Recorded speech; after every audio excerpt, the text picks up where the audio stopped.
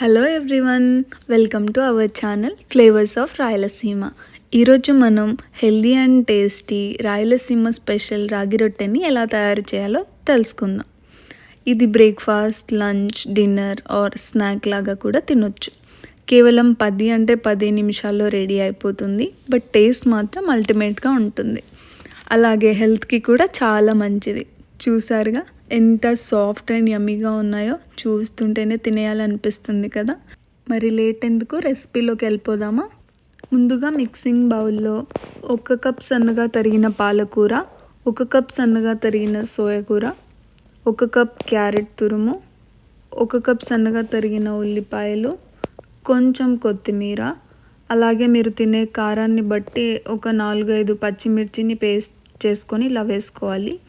అలాగే తగినంత ఉప్పు వేసుకొని ఇవన్నీ ఒకసారి చేత్తో బాగా కలిసేలాగా మిక్స్ చేసుకోవాలి.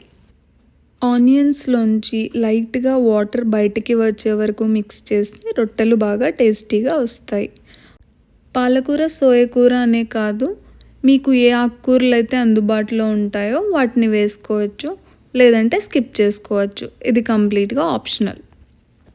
ఇలా 1 నిమిషం వరకు బాగా మిక్స్ చేసుకున్న తర్వాత మనం ఏ కప్తో అయితే ఆకుకూరలు తీసుకున్నామో అదే కప్తో 4 కప్పుల వరకు రాగి పిండిని ఇందులో వేసుకొని ఒకసారి బాగా కలుపుకోవాలి.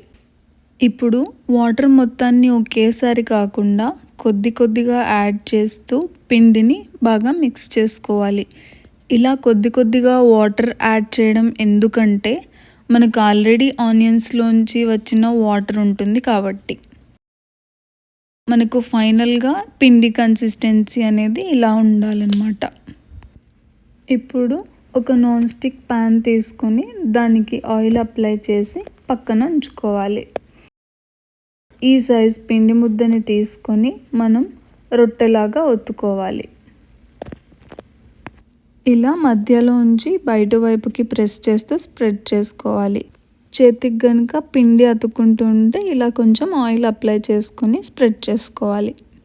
మీరు పెనం మీద డైరెక్ట్గా కాకుండా ఓలిగా పేపర్ ఆర్ బటర్ పేపర్ మీద ఒత్తుకొని పెనం మీదకి ట్రాన్స్ఫర్ చేసుకునేలాగా అయితే పిండిలో కొంచెం వాటర్ తక్కువగా వేసి కొంచెం గట్టిగా కలుపుకోవాలి. రొట్టె మరీ మందంగా లేకుండా చూసుకోవాలి. అలా మందంగా ఉంటే సరిగ్గా కాలదు, టేస్ట్ బాగోదు.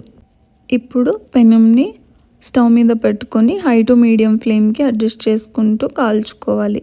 ముందుగా రొట్టె ఒక సైడ్ కంప్లీట్గా కాలిన తర్వాతనే ఫ్లిప్ చేసుకోవాలి, లేదంటే రొట్టె విరిగిపోతుంది. నాకైతే రొట్టెల్లో ఇలా కొంచెం ఆనియన్స్ ఎక్కువగా వేసుకోవడం ఇష్టం. తింటున్నప్పుడు అక్కడక్కడ బాగా క్రంచీగా తగులుతూ ఉంటాయి.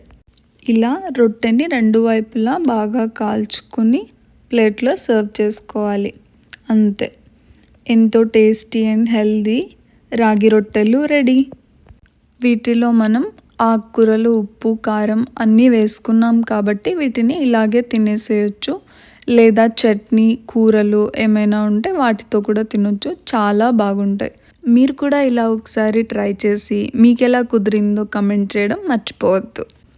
ఇలాంటి మరిన్ని రాయలసీమ అథెంటిక్ రెసిపీస్ కోసం please do like, share and subscribe.